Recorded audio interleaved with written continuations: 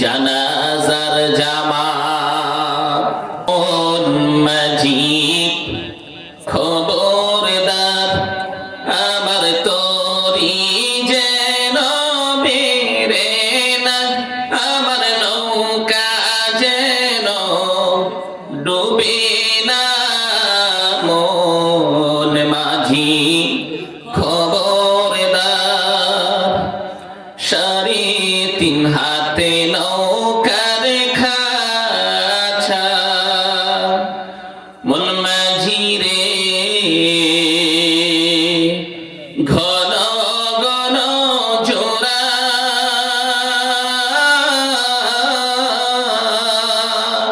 وقال تعالى في شان حبيبه إن الله وملائكته يصلون على النبي يا أيها الذين آمنوا صلوا عليه وسلموا تسليما صلى الله على محمد صلى الله عليه وسلم صلى الله على محمد صلى الله عليه وسلم नहीं है दुजा में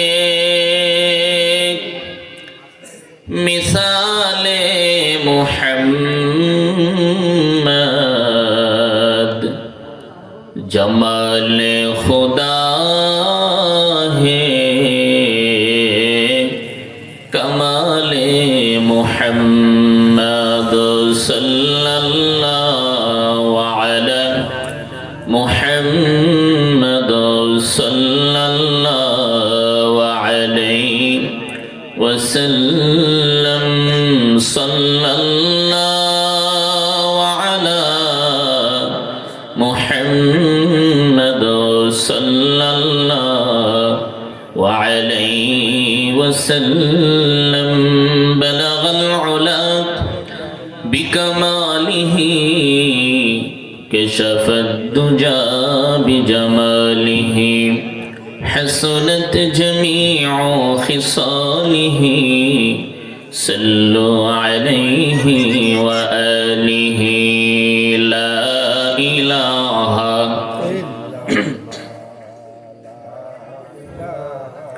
إلا الله لا إله لا إله إلا الله لا إله لا إله إلا الله لا إله إلا الله لا إله إلا الله لا إله لا إله إلا الله لا إله বেলাল বলেন এক আল্লাহ উমাইয়া বলে বারাজালা বেলাল বলেন এক আল্লাহ উমাইয়া বলে বারাজালা আল্লাহ বলেন ও জিবরাইল আল্লাহ বলেন ও জিবরাইল জান্নাতেরি ফুলতলা লা ইলাহা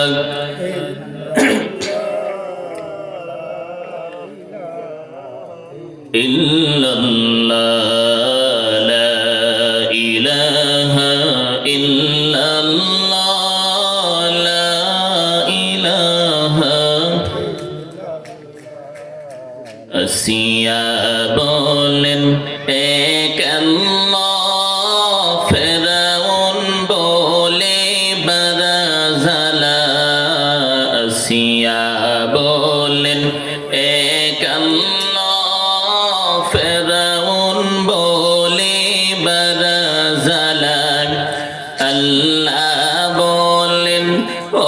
জিবরাইল আল্লাহ বলেন ও জিবরাইল জান্নাতেরি খুলো তালা লা ইলাহা ইল্লাল্লাহ লা ইলাহা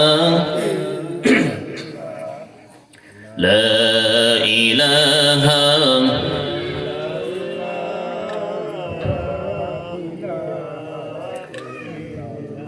জিকির করতে কি খারাপ লাগে?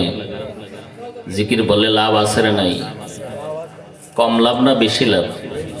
আমরা তো আখিরাতের লাভ বুঝি না, জিকিরের লাভ বুঝি না, কোরআন তেলাওয়াতের লাভ বুঝি না।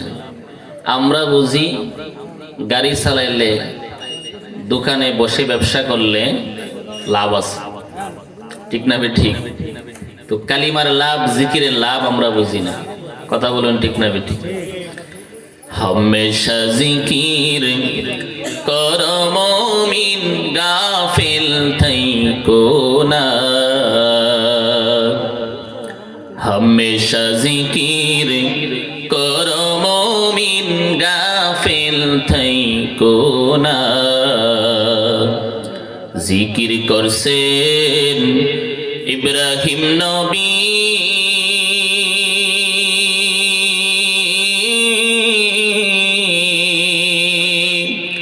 নমরুদেরা গুনে পরি আগুন হইল ফুল বাগিচা আগুন হইল ফুল বাগিচা নবী ইব্রাহিমের পশম ঝোলে না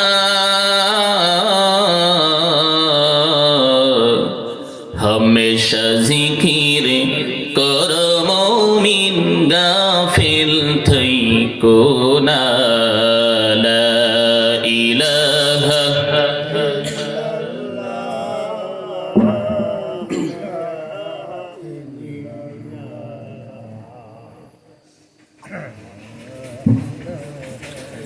इल्लल्लाह ला इलाहा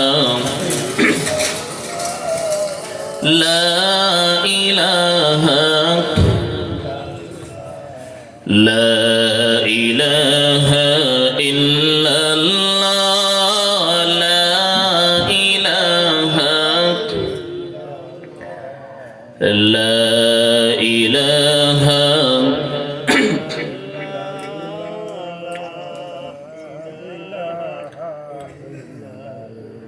जिकिर करसेन मूसा नबी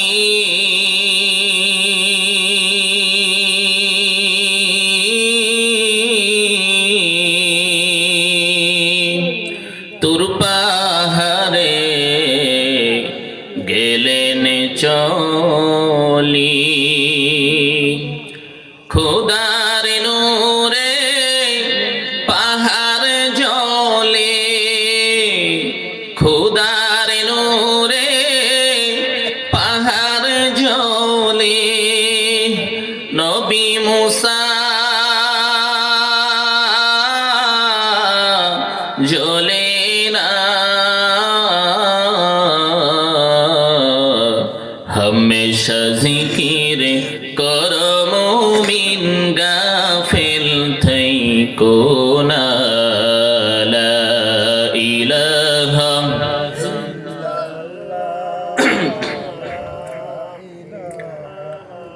इल्लल्लाह ला इलाहा इल्लल्लाह ला इलाहा ला इलाहा इल्लल्लाह मुहम्मदुर रसूलुल्लाह सल्लल्लाहु अलैहि वसल्लम। আলহামদুলিল্লাহ। মরহুম মুসলেহ উদ্দিন খান ও সকল মুর্দেগানের রুহের মাগফিরাত কামনায় 18তম 2 দিন ব্যাপী ইসলামী মহাসম্মিলন ও দোয়া মাহফিলের আজ শেষ দিনের প্রধান অতিথি জনাব মোহাম্মদ মামুন মিয়া, সভাপতি আইয়ুবপুর ইউনিয়ন প্রবাসী সমাজ কল্যাণ সংস্থা। আজকের মাহফিলের সম্মানিত সভাপতি সাহেব জনাব মোহাম্মদ আবুল হোসেন খান, সমাজ সেবক খৈশাখালী। সহ সভাপতি জনাব মোহাম্মদ কুখন খান, সমাজ সেবক খৈশাখালী। উদ্বোধক জনাব আমজাদ হোসেন খান, সভাপতি নোয়াদিয়া পশ্চিম পাড়া জামে মসজিদ। 2 দিন ব্যাপী মাহফিলের প্রধান বক্তা বন্ধুবর হযরত মাওলানা হাফেজ শফিকুল ইসলাম সিরাজি সাহেব দামাত বরকাতুহুম, খতিব রামচন্দ্রা কেন্দ্রীয় জামে মসজিদ নারায়ণগঞ্জ। আমার আগে হয়তো মাগরিবের পরপর যিনি বয়ান করেছেন, প্রধান আকর্ষণ হাফেজ মাওলানা মোহাম্মদ আবদুল্লাহ আল মামুন, 2500 নারায়ণগঞ্জ। আরও অনেকেই বয়ান করেছেন বিশেষ অতিথি সহ। আমরা ওই মাবুদের দরবারে শুকর আদায় করি, যে মাবুদ, যে আল্লাহ তাআলা আমাদিগকে একটি কোরআনের মাহফিলে আসার বসার তৌফিকটুকুন দান করছেন। আমরা সেজন্য সেই প্রভুর দরবারে একবার শুকরিয়াতান দিল খুলে মুখ ভরে বুক ভরে উচ্চ আওয়াজে মোহাব্বতের সাথে একবার বলি আলহামদুলিল্লাহ। আপনারা খুশি না বেজার? মাহফিল হওয়াতে আপনারা খুশি না বেজার? তা আপনাদের জবান দেখে মনে হয় আপনারা অনেক মনে কষ্ট নিয়ে বসে আছেন। বঙ্গভবনে যদি আপনাদেরকে দাওয়াত করা হয়, আপনি যদি গিয়ে দেখেন যার কেউ নাই, 27 জন লোক আছে, আপনি যা আগে গেছেন, এই কারণে আপনি খুশি হইবেন না বেজার হবেন? খুশি হবেন নাকি? ফুটবল খেলার মাঠে যদি আগে যায় সুন্দর মতো একটা জায়গা মতো বসতে পারেন, খুশি না বেজার? খুশি। ফুটবল খেলার মাঠের চাইতে মাঠের দাম কি কম না বেশি? আসলেই বেশি। আপনাদেরকে দেখে মনে হইতেছে আমার আপনারা বেজার। এটা আসলে আখিরাত, তো আখিরাতের জিনিস বাকি। আখিরাতের জিনিস কি?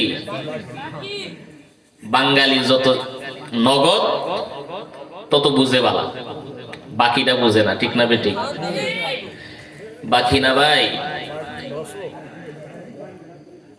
আমাদের কোনো গ্যারান্টি নাই। আমরা তো আগামীকাল, আগামী বছর, আগামী মাসের চিন্তা করি, কিন্তু আগামীকাল আমি বাঁচবো কিনা এই গ্যারান্টি আমাদের আছে? মানুষ জিনিস বানায়, জিনিসের গ্যারান্টি দেয়, কিন্তু মানুষ তার নিজের গ্যারান্টি নাই। কথা ঠিক না বেঠিক? আইসা শুনলাম আপনাদের এই মাহফিলের কাছাকাছি হয়তো একজন লোক মারা গেছে। আল্লাহ তাআলা তাকে জান্নাতুল ফিরদাউস দান করুক, আমরা সবাই বলি আমিন।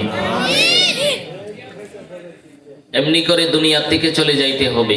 কিছুদিন আগে আমারও মহল্লার একটা ছেলে, বয়স 20-এর কম হবে, বিদেশ থেকে আসছে বাংলাদেশে চিকিৎসা করাইবার জন্য। চিকিৎসা করাইছে, ও সুস্থ মানুষ, সারাদিন দান টানের কাজ টাজ করছে। বিকালবেলা হঠাৎ তার ব্যথা উঠছে, ডাক্তারের কাছে নিচ্ছে। ডাক্তার বলছে টাকা নিতে হবে। টাকা নেওয়ার রাস্তায় মারা গেছে। ওই ছেলেটাও জানতো না আজকে যে কাজ করতেছি এটা আমার জীবনের শেষ দিন, এই পৃথিবীতে আমি আর বেঁচে থাকতে পারবো না। বাবারও একটা মাত্র ছেলে সন্তান, বাবাও জানতো না আমার একটা ছেলে সন্তান মাত্র, এই ছেলে সন্তান আমাদেরকে ছেড়ে দুনিয়া থেকে চলে যাবে। এই কথা কিন্তু জিন্দিগিতেও ভাবে নাই। কথা বলুন ঠিক না বেঠিক? আজকে আমরা যারা এখানে বসে আছি বা বাইরে আছি, মাইকের আওয়াজ শুনতেছি, আমরাও কিন্তু ভাবতেছি না আগামীকাল কি হবে, কিন্তু আগামীকাল আমি কি করব? বাচ্চা থাকলে কোথায় যাইব, কিভাবে ব্যবসা করব, কার কাছে যাইব, কার কাছ থেকে টাকা আনবো, কাকে দিব, এই চিন্তা আছে না নাই? মরার চিন্তা কয়জনে করে, কিন্তু মরণ যে লাগবো, মরণ একদিন লাগবো নি, এই কথা কয়জনে চিন্তা করে? সবচাইতে কাছে কোন জিনিস বলতে পারবেন? মরণ। আল্লাহ নবী জিজ্ঞাসা করেন, ও সাহাবীরা, বলো তো দেখি মৃত্যু কত কাছে? সাহাবায়ে কেরাম বলেন, ইয়া রাসূলুল্লাহ, ইয়া হাবিবাল্লাহ, আমরা বলি মৃত্যু এত কাছে যে ফজরের নামাজ জামাতের সাথে পড়েছি, জোহরের নামাজের আগে আমার নিজের জানাজার নামাজ রেডি হয়ে যাইতে পারে কি পারে না? আমাদের নবীজি বললেন, ও সাহাবারা, না না, এর চাইতেও কাছে। আল্লাহর নবী বললেন, নামাজ পড়তে গেছো, নামাজে দাঁড়াইছো, নামাজের শেষে তুমি ডান দিকের সালাম ফিরাইছো, বাম দিকের সালানোর ফিরানোর আগেই আজরাইল যদি তোমার কাছে আসে মরণের সময় হয়ে গেলে বাম দিকে সালাম ফিরানোর সময়টুকুন তোমাকে দেওয়া হবে না। ঠিক না বেঠিক? আপনাদের এলাকায় যে মারা গেছে জানাজার নামাজের আজানা কেমত আসেনি? জানাজার নামাজের আজানা কেমত দেয়? একজনে কো দেয় বলে, আসলেই দে, আসলে আছে। জানাজার নামাজের আজানা কেমত আছে না নাই? আছে, আছে। আমরা জানি না, ভুলে গেছি। মুসলমান কার কাছ থেকে টাকা পায় এটা জিন্দেগিতে বলে না, কিন্তু কোরআন শরীফ শিখছে ভুলে গেছে। গাড়ি আছে না নাই? ভালো জিনিস ভুলে যায়। জানাজার নামাজের আজানা কেমত কোন সময় আছে? মুসলমানের সন্তান হলে পরে আমাদের নবীজির একটি সুন্নত হলো ডান কানে আজান দেওয়া। ডান কানে কি দেওয়া? ছেলে হোক মেয়ে হোক, ডান কানে আজান আছে না নাই? বাম কানে কি? বাম কানে কি হয় জানেন না? একামত। ডান কানে আজান দেওয়ান লাগে আর বাম কানে কি করন লাগে? একামত দেওয়ান লাগে। এটা কি জন্য দে? কোনদিন কি হুজুর জিজ্ঞাসা করছে? খালি হুজুরের ভুল ধরে, কিন্তু হুজুরের থেকে কিছু শিখে না। কথা ঠিক না বেঠিক? হুজুর মানে কি উস্তাদ, তার কাছ থেকে শিখবা, শিক্ষার জিনিস আছে। ঠিক না বেঠিক? তাকে শুধু ভুল ধরে পিছনে পালায় রাখবেন না। উস্তাদ, সে কোরআন এবং হাদিসের জ্ঞান জানে, তার কাছ থেকে শিখা। মুসলমানের সন্তান যখন দুনিয়াতে আসে তার ডান কানে আজান হয় আর বাম কানে কি হয়? আকামত হয়। আপনাদের এই মসজিদে নামাজ পড়ছি, নামাজের আজান হয়েছে কি হয়েছে না? আজান হয়েছে 7টা বাজে নাকি? আজান হয়েছে কয়টা বাজে? আমার কথা আপনারা বুঝেননি? আজান হয়েছে কয়টা বাজে? আচ্ছা, নামাজ পড়ছে, নামাজ শুরু হয়েছে কয়টা বাজে? 7:15-তে, 7:15, ঠিক না? আচ্ছা, আকামতটা হয়েছে কোন সময়? আজানের সাথে না নামাজের সাথে?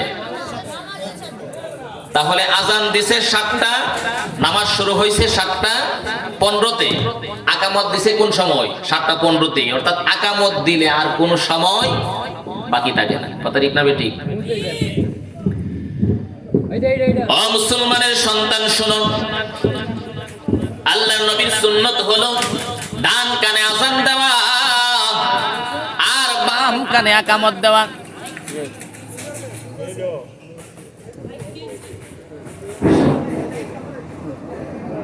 আমাদের নবীজির সুন্নত হলো ডান কানে আজান দিবা আর বাম কানে আকামত দিবা। একটু খেয়াল করে শুনুন, বুঝার চেষ্টা করুন। যে জায়গাতে আমরা 5 ওয়াক্ত নামাজ পড়ি, প্রত্যেক নামাজের আগে আজান আছে না নাই? আজান আছে। আজান দিয়ে এই কথা বুঝাইয়া দেওয়া হয় যে আল্লাহর হুকুম সবচাইতে বড় নামাজ। নামাজের সময় হয়ে গেছে, সবাই দুনিয়ার সমস্ত কাজ কাম ফেলে দিয়ে নামাজের জন্য আসো। এমনকি মুয়াজ্জিন বলে, হাইয়া আলাস সালাহ, সালাতের দিকে আসো, নামাজের দিকে আসো। আপনি যদি বলেন, মুয়াজ্জিন তুমি যে ডাকতেছো মসজিদে যাইতাম, আল্লাহ নাকি সবচেয়ে বড়, তুমি বলতেছো হাইয়া আলাস সালাহ, নামাজের জন্য যাইতাম। আমি তো এখন ব্যবসা করতেছি, ঘরের কাজ করতেছি, গুরুত্বপূর্ণ কাজ করতেছি। আমি যে আমার কাজ ফেলে দিয়ে তোমার ডাকে সাড়া দিয়ে আল্লাহর ঘরে যাইব, আল্লাহকে সাজদা দিব, নামাজ পড়বো, সালাত আদায় করবো, এতে আমার লাভ কি? লাভ ছাড়া কিন্তু মানুষ আগায় না। কথা ঠিক না বেঠিক? লাভ ছাড়া কদম দেয়। আপনি যদি শুনেন এই ব্যবসাতে গেলে শুধুমাত্র লস ছাড়া কোনো লাভ নাই, আচ্ছা বলুন তো কোন মানুষ এই ব্যবসা করব? মানুষ শুধু লাভ বিচারে। আল্লাহর হুকুমে লাভ আছে না নাই? আপনি যদি বলেন, মুয়াজ্জিন সাহেব আপনি বলতেছেন আমার কাজ কাম ব্যবসা বাণিজ্য সবকিছু ছেড়ে দিয়ে নামাজে যাইতাম, নামাজে গেলে আমার লাভটা কি হবে? তখন মুয়াজ্জিন বলে হাইয়া আলাল ফালাহ, নামাজে আসলেই তোমার মঙ্গল হবে, কল্যাণ হবে। সুবহানাল্লাহ। কিভাবে মঙ্গল হবে, কল্যাণ হবে? আপনি তো মনে করতেছেন দোকানে পয়সা যদি আমি 500 টাকা ইনকাম করি তাহলে আমার লাভ, এটা তো দেখতে দেখা যায়। এমনও তো হতে পারে আপনি যে নামাজে গেলেন না, আজকে হয়তো নামাজ বাধা দেওয়ার কারণে, নামাজে না যাওয়ার কারণে নামাজের সময়ের ভিতরে 5 লক্ষ টাকাও যদি ইনকাম করেন, আল্লাহ তাআলা 1 সেকেন্ডের ভিতরে এমন একটা রূপ দিতে পারেন 5 কোটি টাকা দিয়েও পৃথিবীর কোনো ডাক্তার আপনাকে পৃথিবীতে রাখতে পারবে না। কি বলেন, পারবে? সেই ক্ষমতা ডাক্তারের আছে। আচ্ছা, যারে সেজদা দিতে চাইতেছেন আল্লাহর ঘরে, ওনার ক্ষমতা আছে না নাই? ইচ্ছা করলে একটা মানুষের হায়াত 1000 বছর দিতে পারে কি পারে না? 1000 বছর দুনিয়াতে বাঁচছে এমন মানুষ দুনিয়াতে আইছে না? আমাদের আদম আলাইহিস সালাম পিতা, উনিও তো দুনিয়াতে আসছে, কত বছর বাঁচছে? 1000 বছর। আমরা বাঁচি কই বছর? 60 বছর। গড়ে 60-70 বছর আর কি, ঠিকই আছে। 60 তো গড়ে গড়ে গড়ে 60-70 এরকমই তো। আমাদের নবীজির বয়স এই দুনিয়াতে বেঁচে ছিলেন কত বছর? 66 বছর। দেখছেন কি কো? 63 বছর। কই বছর? 63 বছর। যাই হোক, কোন কথার থেকে গেলাম? যে মুসলমানের সন্তান যখন দুনিয়াতে আসে তার ডান কানে কি হয়? আযান দিতে হয়। এটা নবীজির সুন্নাত। এটা আপনি বাবা হিসাবে, মা হিসাবে আপনার কাছ থেকে আপনার সন্তান আপনার কাছ থেকে পাওনা। বিভিন্ন জায়গা থেকে গেলে বলে হুজুর মা বাবার ফজিলতের কথা বললেন, মা বাবার খেদমতের কথা বললেন, আজকাল ছেলেরা মা বাবার খেদমত করে না। এই কথা বলে কি বলে না? শুধু কি সন্তানেরই দোষ? মা বাবার দোষ আছে না নাই? আছে। মা বাবার কাছ থেকে সন্তান কি পাওনা এটা মা বাবা নিজে জানেই না, জানলে না পালন করত। একজন বাবার কাছে সন্তান ছোট সময় থেকে জন্ম নেওয়ার আগে থেকেই কিছু তার পাওনা থাকে। ওই পাওনাগুলি যদি আপনি হিসাব মতো দিয়া দেন, আল্লাহর পক্ষ থেকে ওই সন্তান জিন্দেগিতেও আপনার সাথে বেয়াদবি করবে না। কথা বলুন ঠিক না বেঠিক? এর মধ্যে একটা হলো ডান কানে আযান দেওয়া, বাম কানে ইকামত দেওয়া। এটা কোনো হুজুরও লাগবে না, আপনি বাবা হিসাবে আপনি দিতে পারেন, অথবা এই আযানটা এবং ইকামতটা কোনো মহিলাও দিতে পারে। এটা শুধু যে একজন হুজুর দিতে হবে, পুরুষ দিতে হবে, মহিলারা দিতে পারবে না এটা এমন না, মহিলারাও দিতে পারবে। ডান কানে আযান দিয়া দিব, বাম কানে ইকামত দিয়া দিব। এক কবি বলতেছেন, ধরা এসে শুনছে সবে আযান ইকামত, কেউ জানে না কখন হবে জানাজার জামাত, কেউ জানে না কখন হবে জানাজার জামাত। ও মুসলমান ভাই বাবারা, নবীজির সুন্নাত হলো ডান কানে আযান আর বাম কানে ইকামত। এই কথা দিয়ে কি বোঝানো হয়? আমরা যে নামাজ পড়লাম, আযান দিলে নামাজের একটা সময় থাকে, বাকি 15 মিনিট অথবা আধা ঘন্টা থাকে। যেমন যোহরের নামাজ, বেশিরভাগ জায়গাতে 1টা বাজলে যোহরের নামাজের আযান হয়, আবার জামাত হয় 1:30। কথা ঠিক না বেঠিক? আধা ঘন্টা সময় থাকে। ফজরের নামাজের আযান ও দেওয়া হয় নামাজের আধা ঘন্টা আগে, কিন্তু ইকামত দেওয়া হয় কোন সময়? যখন ইমাম সাহেব দাঁড়িয়ে যায় তখন সাথে সাথে ইকামত দেওয়া হয়। ইকামত দিলে আমরা বুঝি যে নামাজের সময়ের, জামাতের আর কোনো সময় বাকি নাই। ঠিক না বেঠিক? বুঝতে পারছেন কথাটা? আযান দিলে জামাতের সময় বাকি থাকে 15 মিনিট অথবা আধা ঘন্টা, কিন্তু ইকামত দিলে বাকি থাকে নেই। ইকামত দেওয়া মানে কি? নামাজ শুরু হয়ে গেছে, কোন সময় বা সেকেন্ড বা মিনিট বাকি নাই।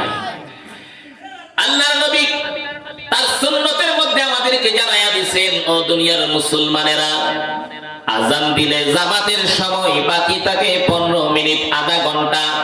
5 মিনিটও থাকতে পারে, কিন্তু তুমি মুসলমানের সন্তান, তোমার ডান কানে আযান আর বাম কানে ইকামত দিয়া তোমাকে এই কথা বুঝাইয়া দেওয়া হয়েছে, তুমি যে তোমার ডান কানে ইকামত দিয়া বাম কানে ইকামত দিয়া ডান কানে আযান দিয়া তোমাকে এই কথা বুঝাইয়া দেওয়া হয়েছে, আযান দিলে নামাজের সময় 15 মিনিট থাকতে পারে, কিন্তু তুমি যে দুনিয়াতে আসছো 15 মিনিট বাইচা থাকবা এরকম কোনো গ্যারান্টি তোমার নাই। কথা বলেন ঠিক না বেঠিক? অনেক সন্তান আছে দুনিয়ার আলো দেখার আগেই মায়ের গর্ভে তাকে জান দেওয়া হয়েছিল, কিন্তু মায়ের গর্ভ থেকেই মারা যায়, মরা সন্তান প্রসব করে আছে না নাই? তার এতটুকুনি হায়াত ছিল, দুনিয়াতে আসা হায়াত ছিল না, তার আছে না নাই? আবার হয়েছে 2 দিন পরে মারা গেছে, আবার 1 মাস পরে মারা গেছে, 12 বছর সন্তানের বয়স হয়েছে মারা গেছে, 5 বছর হয়েছে মারা গেছে, এরকম আছে না নাই? আছে। মরণ এত কাছে, কিন্তু কাছের জিনিসটাকে আমরা এত দূরে রাখি যে আগামী বছর 10 বছর পরে কি করব এই চিন্তাও আমরা নিয়ে মারামারি করি। আছে না নাই? এই 3.5 হাত বডিরে কার দেওয়া? আল্লাহর দেওয়া। যেটা আল্লাহর দেওয়া, এটা আল্লাহর প্রতি পরিচালনা করলে দুনিয়াতে শান্তিতে থাকতে পারবেন। কথা বলুন ঠিক না বেঠিক? দুনিয়াতেও শান্তি পাবেন, কবরেও শান্তি পাবেন, জান্নাতও আপনার নিশ্চিত যদি আল্লাহর হুকুম মোতাবেক চলেন। কথা বলুন ঠিক না বেঠিক? মন মাঝি খবরদার, আমার তরি যেন বেরে না, আমার নৌকা যেন ডুবে না। মন মাঝি খবরদার, 3.5 হাতে নৌকার খাঁচা। মন মাঝি রে ঘন ঘন জোড়া,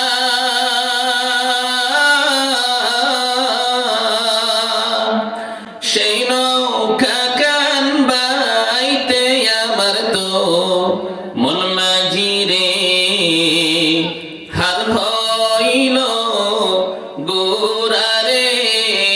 মন মাঝি খবরদার, আমার তরি যেন মেরে না, আমার নৌকা যেন ডুবে না। মন মাঝি খবরদার। কথা বলুন ঠিক না বেঠিক? এই বডিটা কার দেওয়া? এই শরীরটা কার দেওয়া? আল্লাহর দেওয়া। আল্লাহর দেওয়া শরীরকে যদি আল্লাহর হুকুম মোতাবেক চালান, দুনিয়া এবং আখিরাতে সবচাইতে আপনি সুখী মানুষ হবেন। কথা বলেন ঠিক না বেঠিক? আল্লাহর হুকুম আর রাসূলের তরিকার মধ্যে শান্তি আছে না নাই? সুস্থতা আছে না নাই? আমরা তো অনেকেই মনে করি, একটু এলোমেলো কথা বলতেছে এই কারণে প্রথম, কারণ এশারের নামাজ হয়েছে তো অনেক মানুষ দূর দূরান্ত থেকে আসবো, একটু আসুক না, কি বলেন? তো বলতেছিলাম কি, তার হুকুম এবং রাসূলের তরিকার মধ্যে মানলে শান্তি আছে না নাই? সুস্থতাও আছে। একটা আমল শিক্ষা দিয়া যায়, আমলটা হলো একেবারে ছোট এবং সহজ। ছোট এবং সহজ। আমরা মনে করি যে রাসূলের সুন্নত মানলে আর আল্লাহর হুকুম মানলে শুধু পরকালে জান্নাত পাবো, এতটুকুই মনে করি। কিন্তু দুনিয়ার যে উপকার আছে এটা আমরা জানি না, জানার চেষ্টাও করি না। আচ্ছা, দুনিয়াতেও উপকার আছে না নাই? রাসূলের একটা সুন্নত, ঘুমানোর সময় দোয়া পড়ে ঘুমানো, আল্লাহুম্মা বিসমিকা আমুতু ওয়া আহইয়া। দোয়াটা তো অনেকেই পারেন মাশাআল্লাহ, কিন্তু পড়েননি, আমল করবেন। এটা হলো একটা। আরেকটা হলো ডান কাত হয়ে শোয়া। কোন কাত হয়ে শোয়া? ডান কাত। ডান কাত হয়ে শুইলে কি উপকার জানেননি? আমরা তো রাসূলের সুন্নত এতটুকু বিশ্বাস করি না যতটুকু ডাক্তারের কথা বিশ্বাস করি। ডাক্তারে যদি খবরদার সাহেব, আপনি যদি গোস্তের টুকরা খান তাহলে কিন্তু হাসপাতালে রাউন্ড যেত না, একবারে কবরস্থানে যাইবে। আচ্ছা বলুন তো, তখন ডাক্তারের কথা ওই লোকটা মানে কি মানে না? কিন্তু হুজুর রাজি মুর্শিদ প্রত্যেক সপ্তাহে বলতেছে যে সুদ খাওয়া হারাম। আচ্ছা বলুন তো, এই কথাটা শুনেনি? ঘুষ খাওয়া হারাম, এই কথাটা মানে? তাইলে আল্লাহর কথা রাসূলের কথা এত বিশ্বাস করে না, ডাক্তারের কথা যত বিশ্বাস করে। আবার বিজ্ঞানের কথাও মানুষ বিশ্বাস করে, করে কি করে না? কিন্তু কোরআনের কথা এমন ভাবে বিশ্বাস করে না, বিজ্ঞানের কথা যত বিশ্বাস করে। কিন্তু বিজ্ঞান এবং ডাক্তার তারা আবার কোরআন রিসার্চ করে বলতেছে, ডাক্তার আবার রাসূলের সুন্নাত এবং কোরআন রিসার্চ করে তারা চিকিৎসা করতেছে। সুবহানাল্লাহ। ডাক্তার যারা তারা রিসার্চ করে দেখলো, চিন্তা করে দেখলো, গবেষণা করে দেখলো যে আল্লাহর নবী ডান কাত হয়ে শোয়ার কথাটা কেন বললেন। ডান কাত হয়ে শোয়া এটা কার সুন্নাত? নবীর সুন্নাত। এটার মধ্যে উপকার আছে না নাই? কথাগুলি যে বলতেছি আপনাদের কাছে খারাপ লাগতেছে? রাসূলের সুন্নাত। ডাক্তার যারা তারা রিসার্চ করে দেখছে যে ডান কাত হয়ে শোয়ার কথা কেন বললেন। আমার ইচ্ছা করলে তো অনেক সময় বাম কাত হয়ে শুইতে পারি, কি বলেন? ডান কাত হয়ে শুয়ে রয়েছেন, অনেক সময় মনে চায় না যে বাম কাত হয়ে শুই, একটু আমার যেমনি মনে চাই, যেমনি আরাম লাগে এমনি একটু শুই। তো রাসূল কেন বললেন যে ডান কাত হয়ে শুইবা? এটার মধ্যে একটা উপকার আছে না নাই? ডাক্তার তারা রিসার্চ করছে। এই যে আমাদের হাত হাত আছে দুইটা, কয়টা হাত? কোন হাতে শক্তি বেশি? ডান হাতে শক্তি বেশি, বাম হাতে শক্তি কেন? বাম পাশে কি আছে? হাড় আছে। আচ্ছা ঠিক আছে, সুন্দর কথা। হাড় কোন দিকে? বাম দিকে। বাম দিকে হাড় আছে, এই কারণে শক্তি কম হইব, এটা কোনো কথা হইল? কিন্তু এটা একটা যুক্তি কথা আছে। কেন? বাম দিকে হাত দিয়া আল্লাহ তাআলা হাতের শক্তি বাম দিকেরটা কমাইয়া দিলেন এই কারণে যে বান্দা, হার্ট তোমার শরীরের একটা গুরুত্বপূর্ণ জিনিস। হার্ট অ্যাটাক হয়ে মানুষ মারা যায় কি যায় না? যায়। হার্ট অ্যাটাক হলে মানুষ কি হয়? মারা যায়। তাহলে বাম দিকে হাত দিয়া আল্লাহ তাআলা বাম দিকের হাত শক্তি কমায় দিয়েছে, এই কারণে আমরা শক্তি কম, এই কারণে বাম হাত দিয়া কাজও করি কম। কথা ঠিক না বেটি? যদি এই হাতে শক্তি বেশি দিত, কাজ করতাম বেশি, তাহলে বাম দিকে হাড়ের মধ্যে প্রেসার পড়তো, বাম হাতের শক্তি বেশি থাকার কারণে, কাজ করার কারণে। কথা বলেন ঠিক না বেটি? আল্লাহু আকবার। এবার ডাক্তার বলতেছেন, আল্লাহর নবী বলেন ডান কাত হয়ে ঘুমানো ওইটা আমি নবীর সুন্নাত। ও মুসলমানেরা, তোমরা ডান কাত হয়ে ঘুমাইবা। ডাক্তার বলতেছেন ডান কাত হয়ে শোয়ার উপকারিতা হলো, জিন্দেগিতে কোনোদিন কোনো মানুষ যদি নবীর এই সুন্নাতটা মেনে ঘুমাইবার সময় ডান কাত হয়ে শুয়ে ঘুমায়, জিন্দেগিতেও সে ঘুমের ঘরে হার্ট অ্যাটাক হয়ে মারা যাবে না। সুবহানাল্লাহ। এর কারণ হলো, কোন জিনিসের উপরে যদি কোনো জিনিস রাখেন, নিচের জিনিসটার উপরে চাপ পড়ে কি পড়ে না? আপনি যদি ডান কাত হয়ে শুনতে, বাম দিকের হাত নিচে থাকে না উপরে থাকে? উপরে থাকে, এটার উপরে কোনো চাপ পড়ে না। আর যদি আপনি বাম কাত হয়ে শুয়ে যান, ঘুমায়া যান, তাহলে ডান দিকের পুরা বডির চাপ গুলি আপনার বাম দিকে হাড়ের উপরে পড়বে, হার্ট অ্যাটাক হওয়ার সম্ভাবনা আছে না নাই? কিন্তু আমরা এগুলি বুঝি না। আল্লাহ তাআলা আমাদের সবাইকে আল্লাহর হুকুম আর রাসূলের তরিকা অনুযায়ী জীবন যাপন করার তৌফিক দান করুক। আমরা সবাই বলি আমিন। প্রিয় উপস্থিতি, আমি আপনাদের সামনে কুরআনুল কারীমের সূরাতুল আহজাবের থেকে একটি আয়াতে কারিমা তেলাওয়াত করেছি। এই আয়াতে কারিমার মধ্যে আল্লাহ তাআলা 10টা গুণের কথা বলছেন। কয়টা গুণের কথা? গুণের কথা। গুণওয়ালা মানুষ যদি কালো হয়, সমাজে তার দাম আছে না নাই? আছে। আর যেই মানুষটার গুণ নাই, ওটা দোষ। এই মানুষটা দেখতে সুন্দর হইলেও মানুষ তাকে সম্মান করে না, ইজ্জত করে। কি বলেন? করে। পান সুপারিতে দেই না মজা, মজাতে তার শুনি, রূপেতে মন ভরে না, মন ভরে তার গুণে। কথা বলেন ঠিক না বেটি? বিয়া করাইছেন ছেলেরে, সুন্দর রূপসী দীক্ষা, কিন্তু কিছুদিন পরে এই মেয়ে গেছে গা আরেক ছেলেরে লইয়া। কি বলেন? আপনার কাছে ভালো লাগবো? ভালো লাগতো না। ছেলে যদি বাসায় আসছে, বিয়া করছে, সুন্দর দীক্ষা বিয়া করাইছেন, খুব সুন্দর, বাসায় যখন গেছে বলছে বিবি বাদ দাও। বিবি কো তোমার হাত নাই, লয়া খাইতারো না? আচ্ছা, এই কথা যদি বলে, চেহারা সুন্দর, এরপরেও স্বামীর কাছে এই কথাগুলি তার ভালো লাগবো? ভালো লাগবে। আর তার গুণ যদি ভালো থাকে, ঘরে গেলে কিছু কইবার আগেই আসছেন, ঠিক আছে হাত মুখটা ধুয়ে আয়েন, আমি তাড়াতাড়ি খাবারটা বাড়তেছি। আচ্ছা বলুন তো, এই বিবির জন্য মায়া জন্মাইব কিনা? তাহলে এটা কিসের কারণে? সৌন্দর্যের কারণে না গুণের কারণে? তাহলে গুণের দাম কম না বেশি? যেই মানুষটার গুণ বেশি, এই মানুষটা দেখতে যেমনই হোক, আল্লাহর কাছেও মানুষের কাছেও তার দাম বেশি। কথা বলেন ঠিক না বেটি? এই কারণে আল্লাহ তাআলা 10টা গুণের কথা বলেছে। নারী হোক পুরুষ হোক, 10টা গুণ যদি কারো মধ্যে থাকে, প্রথম নম্বরে আল্লাহ তাআলা তাকে মাফ করে দিবে। সুবহানাল্লাহ। আপনাদের কাছে হয়তো কথাটা হালকা মনে হইতেছে, মাফ করে দিব, আরে কিছু টাকা দিলে না 10টা গুণ অর্জন করতাম। যদি কইতো যার মধ্যে 10টা গুণ থাকবো তারে 1 কোটি করে টাকা দেওয়া হইব। আচ্ছা বলুন তো, এটার মর্যাদা আমাদের কাছে কম না বেশি? আমাদের কাছে বেশি। কিন্তু আল্লাহ বলতেছে কি, যে ক্ষমা করে দিবে। কি করে দিবে? ক্ষমা করে দিবে।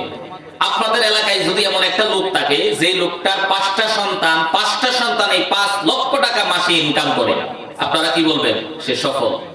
সে কি? আমরা সবাই বলি তার আর কোনো চিন্তা নাই, তার আর কোনো চিন্তা নাই, তোর তো বেটা কোনো চিন্তা নাই, 5 ছেলে বিদেশ থেকে টাকা পয়সা পাঠায়, গ্রোসারি খাস, তোর তো আর কোনো টেনশন নাই। আর সেও বলে না ভাই, আল্লাহ দিছে, আল্লাহ দিছে। আচ্ছা এই লোকটা যদি মারা যায়, তার কবরে আল্লাহ যদি তারে মাফ না করে, আর তার ছেলেরা যদি ওই যে 5 লক্ষ টাকা করে মাসে পায়, সবগুলি টাকা 1 বছরের সবগুলি টাকা কবরে দিয়ে আসে, এই টাকা এবং ছেলে তার কি উপকারে আসবে? কোন উপকারে আসবে? কোনটা উপকারে আসবে? আল্লাহ যদি কো বান্দা তোর কিছু আছে না, হিরা আমি দেখতাম, আমি তোরে মাফ করে দিলাম, কোনটা উপকারে আসবে? মাফ করে দেওয়াটা। কথা বলো ঠিক না বেটি? এই কারণে আল্লাহর নবী বলেন, মানুষ আল্লাহর কাছে যত কিছু চায়, আপনি চাইতেছেন আল্লাহ আমার যদি একটা 10 তলা বাড়ি হইতো, আমার আর কোনো কিছু দরকার ছিল না। আল্লাহ আমার সন্তানটা আমেরিকা যাবে, তাকে যদি পাঠাইতে পারতাম, বেতনটা যদি ভালো হইতো, আর কোনো কিছু দরকার ছিল না। এরকমটা আমরা অনেক সময় বলি কি বলি না? আপনি যদি মারা যান, আল্লাহ যদি আপনাকে মাফ না করে, তাহলে আপনার কি হবে? কি অবস্থা হবে? ছেলে ইনকাম করে, ছেলে চাকরি করে, এগুলি দিয়ে আপনার কোনো উপকারে কবরে আসবে না, কিন্তু কবরে যাইতে হবে নিশ্চিত। কথা বলুন ঠিক না বেঠিক? কি উপকারে আসবে? আল্লাহর নবী বলেন, মানুষ আল্লাহর কাছে যা কিছু চায়, এই চাওয়ার মধ্যে সব চাইতে বড় চাওয়া হলো, আমার কথা নয়, আমাদের নবীজি বলেছেন, আল্লাহর কাছে সব চাইতে বড় চাওয়া হলো আল্লাহর কাছে ক্ষমা চাওয়া। সুবহানাল্লাহ। এই কথাটাকে আমি হুজুরের, এই কথাটা কার? নবীজির। এই কথাটা কার? নবীজির। নবীজি বলছেন, আল্লাহর কাছে যে যত কিছু চায়, এর মধ্যে সব চাইতে বড় চাওয়া হলো আল্লাহর কাছে ক্ষমা চাওয়া। আল্লাহর কাছে কি চাওয়া? ক্ষমা চাওয়া। আল্লাহর নবী আরো বলেন, আল্লাহর কাছে সব চাইতে বড় চাওয়া হলো ক্ষমা চাওয়া, আর আল্লাহর কাছ থেকে যে যত কিছু পাইছে পাবে, এর মধ্যে সব চাইতে বড় পাওয়া হলো ক্ষমা পাওয়া। আল্লাহ যাকে ক্ষমা করে দিয়েছে, সে হইল দুনিয়া এবং আখিরাতের সবচাইতে সুখী মানুষ। কথা বলুন ঠিক না বেঠিক? তাহলে 10টা গুণ থাকলে 1 নম্বরে আল্লাহ কি করব? মাফ করে দিব। মাফ করে দেওয়াটা এটা কি ছোট বিষয় না বড় বিষয়? কত বড় বিষয়? সবচাইতে বড় বিষয়। সবচাইতে বড় বিষয়। সবচাইতে বড় বিষয় যে ক্ষমা করে দেওয়াটা, ক্ষমা পাওয়াটা। এটা আমার কথা না, কার কথা? নবীজির কথা। কার কথা? নবীজির কথা। বুঝতে কি আপনাদের কষ্ট হইতেছে? তাহলে 10টা গুণ থাকলে 1 নম্বরে আল্লাহ কি করব? ক্ষমা করে দিবে। 2 নম্বর পুরস্কার আল্লাহ তাআলা বলতেছেন, আমি মহা পুরস্কারে তাকে পুরস্কৃত করব। সুবহানাল্লাহ। আল্লাহর মহা পুরস্কার হলো আল্লাহর পক্ষ থেকে জান্নাত দেওয়া। সুবহানাল্লাহ। আল্লাহ যদি ক্ষমা করে দেয়, আর একটা মানুষরে যদি 2টা জিনিস দিয়ে দেয়, ক্ষমাও করে দিছে, জান্নাত দিয়ে দিছে, আচ্ছা বলুন তো তার আর কি দরকার আছে? জান্নাতে গেলে একটা মানুষের যা প্রয়োজন, একেবারে সবার শেষে যে ব্যক্তি জান্নাতে যাবে, আল্লাহ তাকে 10টা দুনিয়ার সমান একটা জান্নাত দিব। 10টা দুনিয়ার সমান একটা জান্নাত দিব। দুনিয়াটা, এই পৃথিবী গড়ছেন আপনারা, আপনাদের এই থানার নাম কি? শিবপুর। এই শিবপুর থানার প্রত্যেকটা গ্রামে, প্রত্যেকটা মহল্লায় বাড়ি বাড়ি গেছেন, এরকম কোন লোক আছেন আপনাদের এলাকায়? আপনারা পুরা এই নরসিংদী জেলা ঘুরছেন, প্রত্যেকটা গ্রাম গেছেন, এরকম কোন লোক আছে? পুরা বাংলাদেশ বিশ্বের দরবারে রাষ্ট্র হিসাবে ছোট না বড়? ছোট রাষ্ট্র হিসাবে আমাদের বাংলাদেশ ছোট রাষ্ট্র। আমাদের বাংলাদেশের চাইতে রাশিয়া কত বড়? আল্লাহু আকবার, কত বড় রাষ্ট্র! তাহলে এই যে রাষ্ট্রগুলি প্রায় 250-র উপরে, সবগুলি রাষ্ট্র নিয়ে হলো এই পৃথিবী। এই পৃথিবীর মধ্যে শুধু কি এই রাষ্ট্রগুলি আছে, আর কিছু নাই? স্থলের চাইতে জলের ভাগ কম না বেশি? বেশি। কত বেশি? 3 ভাগ বেশি। কত ভাগ বেশি? 4 ভাগের 3 ভাগ হলো পানি, আর 1 ভাগ হলো মাত্র স্থল। তাহলে এই যে পৃথিবী, এই পৃথিবীর চাইতে কত বড় দিব জান্নাত? 10 গুণ। দুনিয়ার 10টা দুনিয়ার সমান একটা জান্নাত আল্লাহ কারে দিব? একেবারে সরিষার দানা পরিমাণ ঈমান নিয়ে আল্লাহরে কইছে, আল্লাহ দুনিয়ার থেকে আমি এই যে সরিষার দানা পরিমাণ ঈমান নিয়ে আপনার কাছে আইছি, এর বিনিময়ে আল্লাহ আপনি আমারে কি দিবেন? আল্লাহ বলেন, রাসূল হাদিসের মধ্যে বলেন, আমি আল্লাহ তাআলা তাকে এই সরিষার দানা পরিমাণ ঈমানের বদলতে 10টা দুনিয়ার সমান একটা জান্নাতের মালিক আল্লাহ তাআলা বানাইয়া দেব। সুবহানাল্লাহ। এই কথাটা বুঝতে অনেকের কষ্ট হয়, আমারও কষ্ট হইতো। কোন কথাটা জানেননি? যে আল্লাহ 10টা দুনিয়ার সমান জান্নাত যদি আল্লাহ এই সরিষার দানা পরিমাণ ইমানদাররে দেয়, ইমানদারের সংখ্যা বর্তমানে দুনিয়াতে কম না বেশি? কি বলেন, কম না বেশি? কোটি কোটি মুসলমান আছে, আছে না নাই? আদম থেকে নিয়ে কিয়ামত পর্যন্ত কতগুলি মুসলমান ঈমান নিয়া এরকম আল্লাহর দরবারে দাঁড়াইবো। সবাইরে যদি কম করেও 10টা করে জান্নাত দেয়, এই জায়গা আছে কই? একদিন আমারে প্রশ্ন করছে এক মুরব্বী, হুজুর আপনারা যে বলেন সুবহানাল্লাহ বললে আল্লাহ জান্নাতে এমন একটা গাছ দিব যেই গাছের ছায়া অতিক্রম করার জন্য 100 বছর পর্যন্ত যদি একটা ঘোড়া দিয়া দৌড়ান আপনি, তাহলে তারপরেও ওই গাছের ছায়া অতিক্রম করা সম্ভব হবে? শুধু কি তাই? আল্লাহর নবী বলেন, ওই গাছের মধ্যে লক্ষ লক্ষ কোটি কোটি পাতা থাকবে, আর প্রত্যেকটা পাতার মধ্যে একজন করে ফেরেশতা থাকবে। ওই ফেরেশতারা সুবহানাল্লাহ সুবহানাল্লাহ সুবহানাল্লাহর জিকির করতে থাকবে কিয়ামত পর্যন্ত। আপনি যখন হাসরের মাঠে যাবেন তো দেখা যাবে ওই যে সুবহানাল্লাহ বললেন একটা গাছ হইছে, ওই গাছের মধ্যে যতগুলি ফেরেশতারা বৈশা জিকির করছে সুবহানাল্লাহ সুবহানাল্লাহ, তাদের সবগুলি সওয়াব আপনার আমলনামার মধ্যে আল্লাহ তাআলা দিয়ে দিবেন। সুবহানাল্লাহ। তাহলে এই পরিমাণ আপনি যদি, আমরা তো অনেক সময় হুজুররা বলে দেয় 5 ওয়াক্ত নামাজের পরে সুবহানাল্লাহ সুবহানাল্লাহ আছে না নাই? কমপক্ষে কতবার? 33 বার। কমপক্ষে কতবার? 5 ওয়াক্ত নামাজের সময় যদি পড়েন, আবার নামাজের বাহিরেও পড়েন, ওয়াজে গিয়াও পড়লেন, পরে কি পড়ি না? এক মুরব্বী আমারে প্রশ্ন করতেছে, এরপরে আপনারা বলেন একবার আলহামদুলিল্লাহ বললে, এটা আসলে কথাগুলি আমাদের না, এই কথাগুলি যে বলতেছি বলেন এই কথাগুলি আমাদের না রাসূলের? আল্লাহ এবং তার রাসূলের। আমাদের কথা না, আমার কথা না। আমার কথা শোনার জন্য কি আমারে ব্রাহ্মণবাড়িয়া থেকে দাওয়াত দিয়ে আনছেন? কার কথা শোনার জন্য? যদিও আমার জবান দিয়ে বলতেছি, কিন্তু এই কথাগুলি আল্লাহ এবং তার রাসূল। আমার কথার কোনো মূল্য নাই যদি আমি জবান দিয়ে আল্লাহ এবং তার রাসূলের কথা না বলি। কথা বলুন ঠিক না বেঠিক? আল্লাহর নবী আরো বলেন, যেই ব্যক্তি আল্লাহ তাআলার শুকর আদায় করতে গিয়া আলহামদুলিল্লাহ শব্দটুকু বলে, তো আল্লাহ তাআলা তার আমলনামার ভিতরে নীল আকাশের নিচে আর জমিনের উপরে যতটুকু পাকা জায়গা আছে সবটুকু পাকা জায়গা রহমত আর বরকত দিয়ে তার জন্য পরিপূর্ণ করে দেন। সুবহানাল্লাহ। তো ওই মুরব্বিদের প্রশ্ন হইল, হুজুর এত জায়গা আল্লাহর দরবারে আছে না, থাকলে কই আছে? আসলে আমরা মানুষ যেমন ছোট, আমাদের চিন্তা ভাবনাও তেমন ছোট। আরেকটা প্রশ্ন আপনাদের কি করি, যদি কেউ বলতে পারেন 100 টাকা পুরস্কার দেওয়া হবে, আপনারা প্রস্তুত আছেন নি? আমার কথাটা বুঝছেননি? একটা প্রশ্ন করব, যদি উত্তর দিতে পারেন 100 টাকা পুরস্কার দিব। বলবো এমন একটা জিনিস, যে জিনিসটা আমাদের কাছে আছে, আমাদের সবার কাছে আছে, কিন্তু আল্লাহর কাছে নাই। কে বলতে পারবেন বলেন? এমন একটা জিনিস, যে জিনিসটা আমাদের কাছে আছে, আল্লাহর কাছে নাই। বলতে পারবেন? পারবেন না?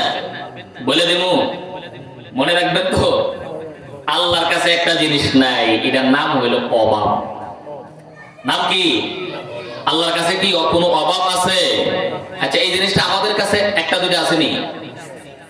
আরে আমরা তো একটা দুইটা, কিন্তু আমাদের তো অভাবের অভাব নাই। কথা বলুন ঠিক না বেটি? আর আল্লাহ কয় এটা আমার কাছে নাই। আল্লাহু আকবার। আল্লাহর কাছে জায়গা আসেনি, যে জায়গা যা আছে এটা একটু বলতাম নি। কোরআন এবং হাদিস থেকে পরে বলবো। বিজ্ঞানের কথা তো মানুষ বিশ্বাস করে।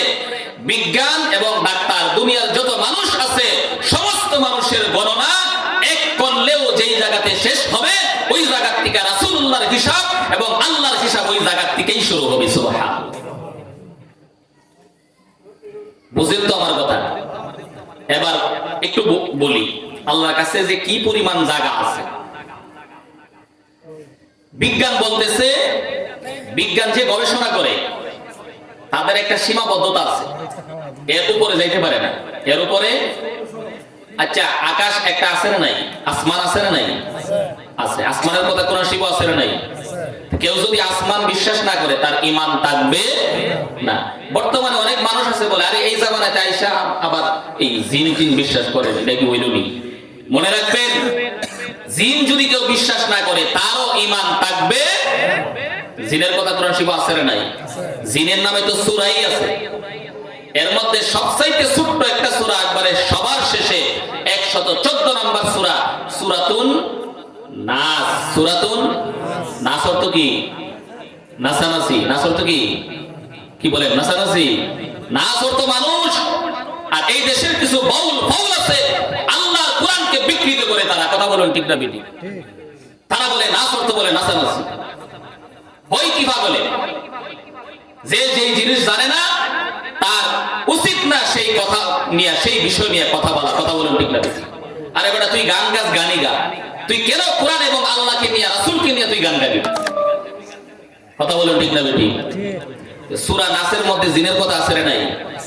বিসমিল্লাহির রহমানির রহিম। কুল আউযু বিরাব্বিন নাস মালিকিন নাস ইলাহিন নাস মিন শাররিল ওয়াসওয়াসিল খান্নাস আল্লাযী ইউওয়াসওয়িসু ফি সুদুরিন নাস মিনাল জিন্নাতি ওয়ান নাস। জিনের কথা আছে না নাই? আছে। আরো আছে না নাই? এক জায়গা তুই না আরো আছে। ওয়া মা খালাকতুল জিন্না ওয়াল ইনসা ইল্লা লিয়াবুদুন। তাহলে জিন বিশ্বাস না করলে কি থাকবে না? ঈমান থাকবে না। তাহলে এই কোরআনুল কারীমে আসমানের কথা আছে না নাই? আসমান যে আছে, বিজ্ঞান বলতেছে আসমান নাই। অনেকেই বলে আর কি, কারণ নাই কেন বলে, আসমান থাকলে তো আমরা খুঁজে পাইতাম, থাকলে আমরা খুঁজে পাইতাম। কিন্তু আল্লাহ তাদেরকে পাওয়ার মতো সেই ক্ষমতা দিছে না, কিয়ামত পর্যন্ত দিবেও না। এটা তারা বুঝে না। আচ্ছা বলুন, এবার আসি বিজ্ঞান কি বলতেছে। তারা যতটুকুন গেছে এতটুকুন আমরা দেখি। মানুষ, আমাদের চিন্তা চেতনা তো কম। আমরা জানলেই কুদ্দুর জানি, বুঝলেই কুদ্দুর বুঝি। আল্লাহ যদ্দুর দিছে উদ্দুর। কথা বলুন ঠিক না বেটি?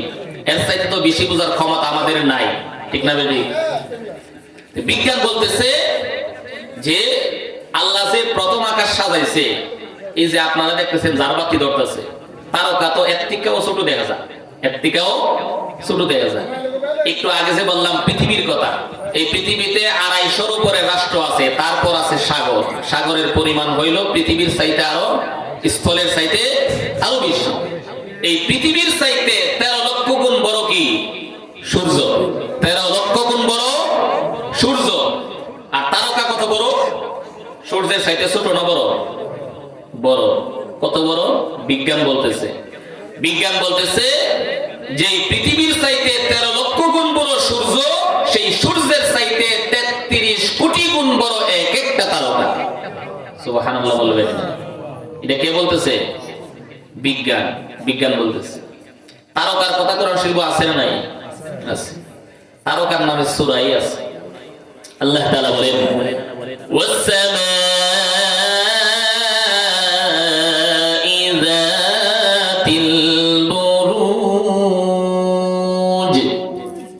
বুরুজ, তারকা দিয়ে আল্লাহ আকাশকে সাজাইছে। আপনারা যেমন জারবাতি দিয়া সাজাইছেন, আল্লাহ আকাশ সাজাইছে কি দিয়া? তারকা দিয়া। এই তারকাগুলি কত বড়?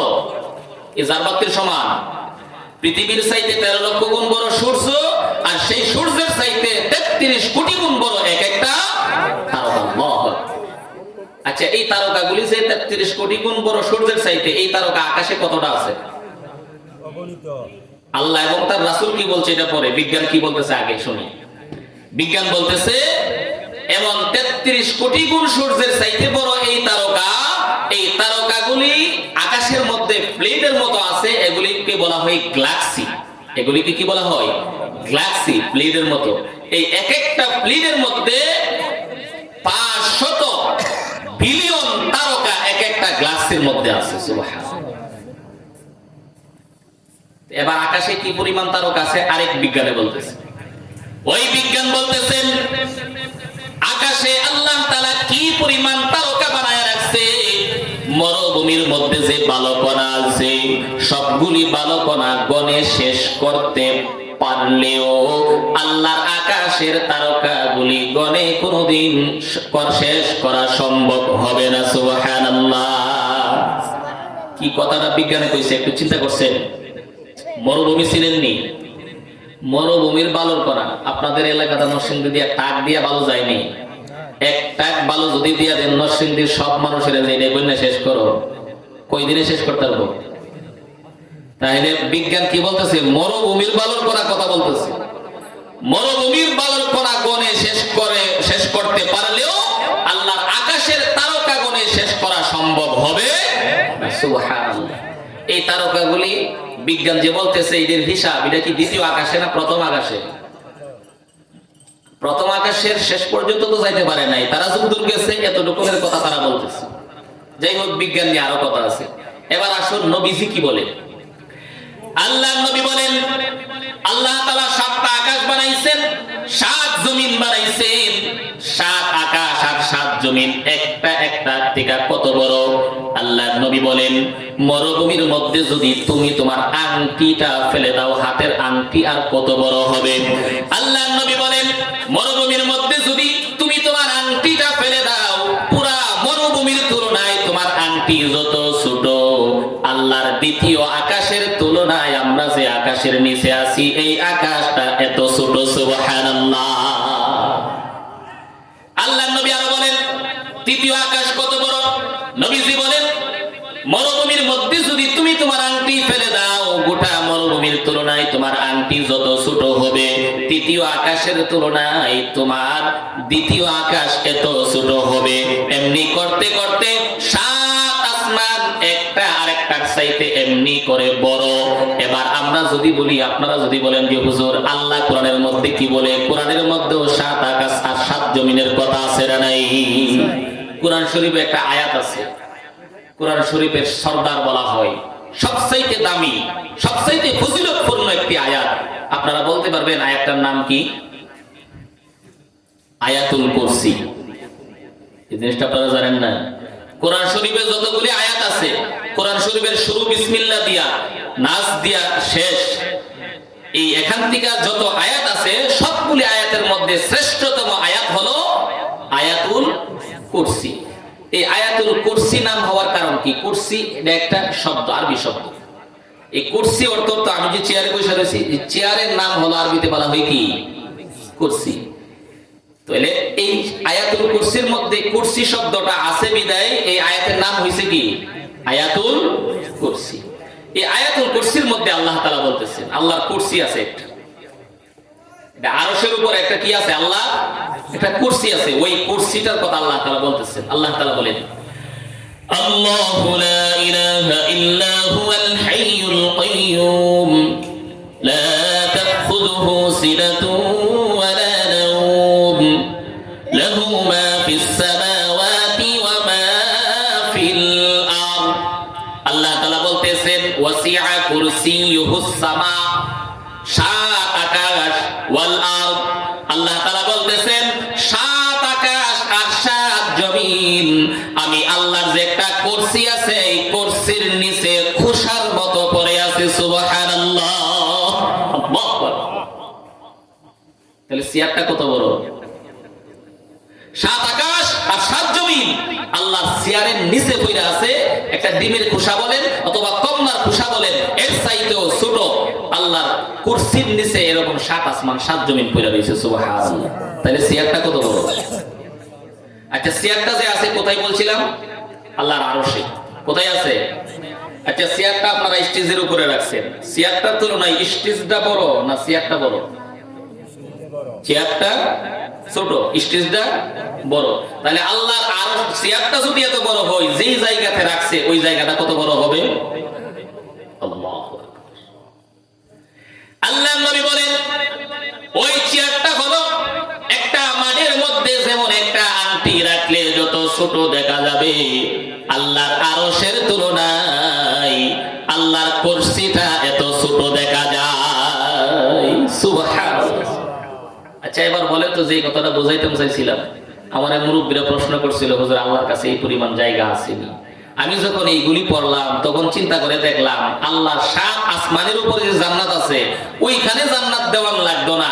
আল্লাহ যদি প্রত্যেকটা তারকা একটা করে জান্নাত হয়ে যায় আমার বান্দার জন্য, আল্লাহ কইলে হইতে দেরি হইনি। আল্লাহ কি কিছু বানাইতে গেলে মিস্ত্রি লাগে? কোন উপটৌকন লাগে? কি বলে কোন জিনিসপত্র লাগে? কিচ্ছু লাগে না। আল্লাহ যদি বলে যা ইচ্ছা করে তাই হয়ে যায়। আমি চিন্তা করলাম, আল্লাহ আকাশের উপর নিয়ে জান্নাত দেবার দরকার নাই। আল্লাহ নিচে যে আল্লাহ যে পরিমাণ জায়গা দিছে, বিজ্ঞান বলতেছে এক একটা তারকা নাকি 33 কোটি গুণ বড় সূর্যের চাইতে, আর আল্লাহ তো মাত্র কইছে 10টা দুনিয়া সমান একটা জান্নাত দিব। এই পরিমাণ জায়গা তো আল্লাহর প্রথম আকাশেই অভাব নাই। কি বলেন? তা আল্লাহর কাছে কি নাই? অভাব নাই। এই কারণে অনেক মানুষ চিন্তা করে, অতবার যে সুবহানাল্লাহ কইতাম, আলহামদুলিল্লাহ কইতাম, হুজুররা এই পরিমাণ জায়গা কই? আমিও কইতাছে, আমার ভাইও কইতাছে, মুসল্লিরা শত শত মুসল্লিরা কইতাছে, সারা পৃথিবীর সমস্ত মানুষ কইতাছে, এটা দিব কইতিক আল্লাহ। এটা কি দুনিয়ার ধনী পাইছে যে ঋণ ফিন দিতে দিতে সব ফকির হয়ে যাবো এরকম নাকি? আল্লাহু লা ইলাহা ইল্লা হুয়াল হাইয়ুল কাইয়্যুম।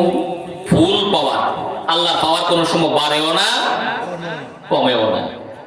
আগেও ছিল, এখন আছে, কেমন পর্যন্ত থাকবো? থাকবো। এরপরে এরপরে এরপরে থাকবো। আল্লাহর কোনো শুরুও নাই শেষও নাই। এটা আবার অনেকে বোঝে না, হুজুর আল্লাহর শুরুও নাই শেষ নাই, আল্লাহর আগে কেডা আছে? তা আল্লাহর আগে যদি কেউ তাই কথা উনি তো আল্লাহ, আল্লাহর আবার আগের আবার কেডা আছে? একের আগে যেমন কিছু নাই, আল্লাহর আগেও কিছু নাই। যাই হোক, যে কথা বলতেছিলাম যে আল্লাহ তাআলা 10টা গুণের কথা বলছে। এর প্রথম নাম্বার গুণ হলো মুসলমান হওয়া, ইমানদার হওয়া। কি হওয়া? ইমানদার হওয়া, মুসলমান হওয়া। আল্লাহ রাসূল বলেন, ইন্নাল ইসলামা ইয়াহদিমু মা কানা ক্বাবলা। যে ব্যক্তি কালিমা পড়ে মুসলমান হওয়ার জন্য, ওই ব্যক্তি যখন কালিমা পড়ে লা ইলাহা ইল্লাল্লাহু মুহাম্মাদুর রাসূলুল্লাহ, আল্লাহ তার জিন্দেগীর সমস্ত গুনাহ মাফ করে দেয়। সুবহানাল্লাহ। আল্লাহর নবী হাদিসের মধ্যে বলেন, কোন বিধর্মী যদি মুসলমান হওয়ার জন্য, ইমানদার হওয়ার জন্য যখন কালিমা পাঠ করে লা ইলাহা ইল্লাল্লাহু মুহাম্মাদুর রাসূলুল্লাহ, আল্লাহর নবী বলেন একজন ফেরেশতা আল্লাহ তাআলার পক্ষ থেকে এই 7 আকাশের নিচের থেকে, জমিন থেকে আকাশের উপরের দিকে উঠতে থাকে। সে যখন উপরের দিকে উঠে আল্লাহর দরবারে যাবে, আরেকজন ফেরেশতা তাকে দ্রুত গতিতে আবার জমিনের দিকে নামতেছে। দুইজনের সাক্ষাৎ হইলে আমরা যেমন একজন আরেকজনকে সালাম দেয়, ফেরেশতাও একজন আরেকজনকে সালাম দেয়। সালাম দিয়া জিজ্ঞাসা করে, ভাই তুমি কেন নিচের দিকে যাইতেছো? সে বলতেছে, আমি নিচের দিকে যাইতেছি এই কারণে যে এক ব্যক্তি জমিনের মধ্যে কালিমা পাঠ করেছে লা ইলাহা ইল্লাল্লাহ, সে আল্লাহর উপর ঈমান আনছে, আল্লাহর পক্ষ থেকে ঘোষণা হয়ে গেছে তার পাছরের যত জিন্দেগীর গুনাহ ছিল, 80 বছরের হোক, 100 বছরের হোক, 70 বছরের হোক, আল্লাহর উপর ঈমান আনার কারণে লা ইলাহা ইল্লাল্লাহু মুহাম্মাদুর রাসূলুল্লাহ সাল্লাল্লাহু আলাইহি ওয়াসাল্লাম, এই কালিমা পাঠ করার কারণে আল্লাহর পক্ষ থেকে ঘোষণা হয়ে গেছে তার পাছর বছরের জিন্দেগীর সমস্ত গুনাহ ক্ষমা করে দেওয়ার ঘোষণাটা আমি দুনিয়াতে পৌঁছায়া দেওয়ার জন্য। সুবহানাল্লাহ। এবার উপর থেকে নিচে আসার ফেরেশতাকে জিজ্ঞাসা করে, নিচের থেকে উপরে যাওয়ার ফেরেশতা, যে তুমি কেন উপর দিকে যাইতেছো? ওই ফেরেশতা বলে, আমি তো এই জন্যই যাইতেছি যে সে কালিমা পাঠ করেছে, এই সব সংবাদটা আল্লাহর কাছে পৌঁছার জন্য। হাদিস শরীফ থেকে বোঝা যায়, কেউ যদি মুসলমান হওয়ার জন্য একবার পড়ে লা ইলাহা ইল্লাল্লাহু মুহাম্মাদুর রাসূলুল্লাহ, আল্লাহর কাছে ফেরেশতা এই খবরটা পৌঁছাইবার আগে আল্লাহ তাআলা তার ক্ষমার ঘোষণাটা দুনিয়াতে পৌঁছায়া দেন। সুবহানাল্লাহ। ইমানের দাম আছে না নাই? ইমানের অনেক মূল্য। এই পৃথিবীতে সবচাইতে দামি মানুষ কে? ইমানদাররা। সবচাইতে দামি মানুষ কে? বিয়া বাড়িতে গেলে সবচাইতে দামি কে তাহে? বর, জামাই। এই পৃথিবীর জামাই বর হইলাম আমরা মুসলমানেরা, ইমানদারেরা। এই দুনিয়াতে এখনো পর্যন্ত কিয়ামত হইতেছে না। কিয়ামত একদিন হবে কি হবে না? হবে। এখন হইতেছে না কেন? আমরা মুসলমানরা, ইমানদারেরা পৃথিবীতে আসি বিদায় আল্লাহ কিয়ামত দিতেছে না। এটা আমার কথা না, রাসূলের কথা। আল্লাহর নবী বলেন, এই পৃথিবীতে যদি গোটা পৃথিবীতে কোটি কোটি কাফের মুশরিক থাকে আর একজন মাত্র আল্লাহর বান্দা থাকে, তার জবানে যদি তাকে লা ইলাহা ইল্লাল্লাহ, লা ইলাহা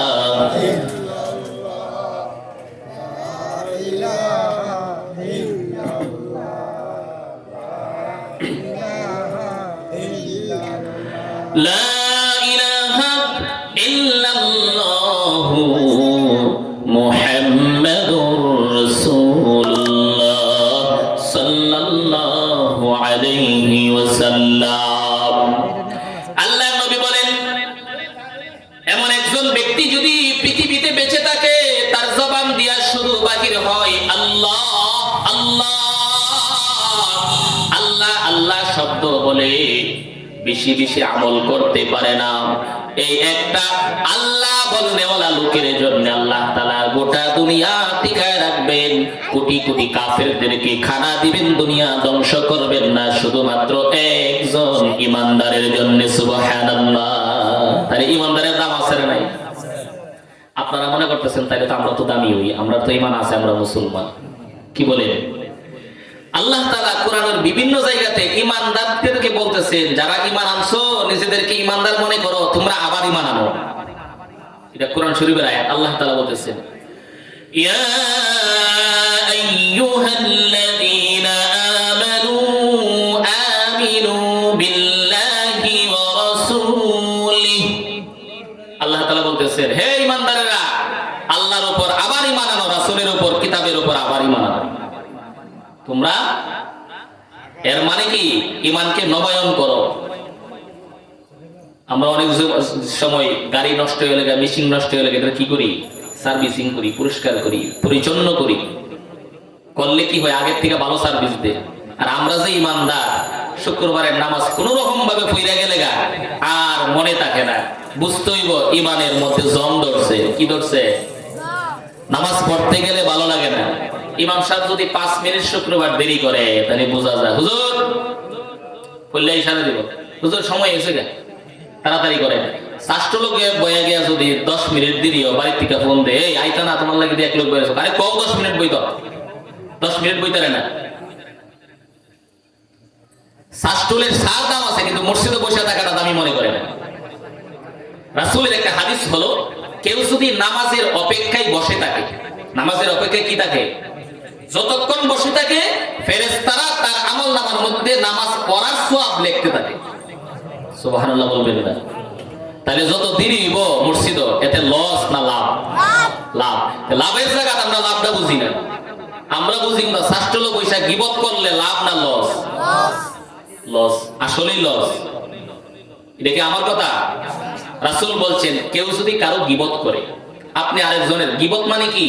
সে তার মধ্যে দোষটা আছে, দোষ নাই এটার নাম গীবত না। দোষটা আছে, এটা বৈশা বৈশা আরেকজনের কাছে বলতেছে। এটার নামই গীবত। গীবত করলে কি লস জানেননি? আপনার যত ভালো আমল আছে ওই ভালো আমলগুলি তার আমল নামার মধ্যে লেখা হবে। তার যে দোষ ত্রুটির গুনাহ আছে, আপনি যে দোষের কথা বলতেছেন ওই দোষের গুনাহগুলি আপনার আমল নামার মধ্যে লেখা হবে। তাহলে লাভ হইল না লস হইল? তাহলে যেখানে লস হইব এখানে সময় 10 মিনিট, আধা ঘন্টা, 1 ঘন্টা, ঘন্টার পর ঘন্টা বসে থাকে, কিন্তু বলে না বেটা এবার দোকান বন্ধ কর, কোনোদিন কইছি নি? এবার চা বন্ধ করবা যাবো গা, এটা কইছি নি? বৈশাই থাকে। চা ঠান্ডা হয়ে গেছে, একটার পরে 3টা খাইছে, বিড়ি খাইতেছে, চা খাইতেছে, আধা ঘন্টা লাগায়, 1 ঘন্টা লাগায়, যাইবার কোনো নাম গন্ধ নাই। কিন্তু মসজিদে গেলে নামার হুজুর ঠিক টাইমে পড়াইলে অত দেরি করাটা উচিত না। কথা বলুন ঠিক টাইমে, ঠিক রাগ করতেছেন মনে হয়? মসজিদ দামি জিনিস না? আল্লাহর নবী বলেন কেউ যদি মসজিদের সাথে সম্পর্ক লাগায় একদিন তো কিয়ামত হবে, সবকিছু ধ্বংস হয়ে যাবে। 500 তলা বিল্ডিং থাকুক, 100 তলা থাকুক, যত তালাই থাকুক, যত মজবুতি থাকুক, সবগুলি ধ্বংস হয়ে যাবে। আল্লাহর নবী বলেন মসজিদ কিয়ামতের দিন ভাঙ্গা হইলেও ধ্বংস হবে না। সুবহানাল্লাহ। আল্লাহ তাআলা বলবেন এ মসজিদ যাও, তোমরা জান্নাতে চলে যাও। সকল মসজিদগুলি তখন বলবে, আল্লাহ তাআলা প্রথম বলবেন কাবাগরকে, ওরে কাবাগর, ওরে কাবাগর তুমি জান্নাতের ভিতরে চলে যাও। তখন কাবাগর আল্লাহ তাআলাকে ডেকে ডেকে বলবে, আল্লাহ আমরা যে আল্লাহ তোমার জান্নাতের ভিতরে চলে যাব, আমাদেরও তো আরো কিছু ঘর আছে, যেই ঘরগুলি আমি কাবাগরকে লক্ষ্য করে পৃথিবীর চতুর্দিকে ঘর হয়েছে সেইগুলিকে বলা হয় মসজিদ। ওই মসজিদগুলিকে আমি কাবাগরের সাথে জড়িত করে দাও, তাদেরকে নিয়ে আমি কাবাগর তোমার জান্নাতের ভিতরে যাইতে চাই। সুবহানাল্লাহ। আল্লাহ তাআলা তখন বলবেন যাও, তোমার এই আবদারটুকু মঞ্জুর করা হলো, যাও পৃথিবীতে যত মসজিদ আছে সব মসজিদগুলিকে নিয়ে আমার জান্নাতের ভিতরে তুমি কাবাগর চলে যাও। যখন এই কথা বলা হবে, মসজিদ তখন আল্লাহর দরবারে কথা বলবে। মসজিদ আল্লাহর দরবারে কথা বলতে পারবে কি পারবে না? যদি বলেন কথা বলতে পারবে না, তাহলে আল্লাহ যদি বলাইতে চায় পাথর কথা বলতে পারে। আবার আল্লাহ যদি চায়, আমাদের মতো অনেক মানুষ আছে যাদের জিহ্বা আছে, নাক আছে, চোখ আছে, আমার চাইতে আরো সুন্দর চেহারার অধিকারী, কিন্তু কথা বলতে পারে না। এই রকম লোক আছে না নাই? এগুলির দিকে লক্ষ্য করে বুঝবেন। মানুষ কথা বলতে পারে কেন? আল্লাহ তাআলা মানুষকে কথা বলা শিখাইছেন, এই কারণে পারে। কি বলেন? নিজের যোগ্যতাই পারে। যেই সন্তান কথা বলতে পারে না, ওই সন্তানের মা তার জন্য মায়া মহব্বত আছে না নাই? সবচাইতে কম না বেশি? বেশি। কিন্তু ওই মারে যদি বলেন তোমার তো সন্তান, কথা বলার শক্তি একটু দিয়ে দাও না, মার সেই ক্ষমতা আসেনি। আচ্ছা যদি থাকতো মা দিত নি, কষ্ট কইরা হইলেও মা দিত, কিন্তু সেই ক্ষমতা কার? আল্লাহ। ওই আল্লাহ তাআলার দরবারে মসজিদগুলি কথা বলতে পারবে। মসজিদ তখন বলবে, আল্লাহ পৃথিবীতে যে আমরা আসিলাম, আমরা তো নিজে নিজে তৈরি হয় নাই। কি বলেন, এই মসজিদটা কি নিজে নিজে হয়েছে? এই মসজিদ নিজে নিজে তৈরি হয় নাই। তখন মসজিদগুলি বলবে, আল্লাহ আমরা তো দুনিয়াতে ছিলাম তোমার ঘর হিসাবে, কিন্তু আমরা তো নিজে নিজেই হয় নাই। তোমার কতগুলা গোলাম ছিল, বান্দা ছিল, তোমার ঘরের যখন কালেকশন করা হইতো, পকেট থেকে সবচাইতে বড় দানটা তোমার ঘরে দিত। তোমার ঘরকে মহাব্বত করত, সম্মান করত, ইজ্জত করত। তোমার ঘরে আসতো, তোমাকে সাজদা দিত, তোমার কালাম পড়তো, নামাজ পড়তো, জিকির আজকার করতো, তোমার ঘর পরিষ্কার করত। তোমার ঘর এই কারণে সে অনেক মহাব্বত করত।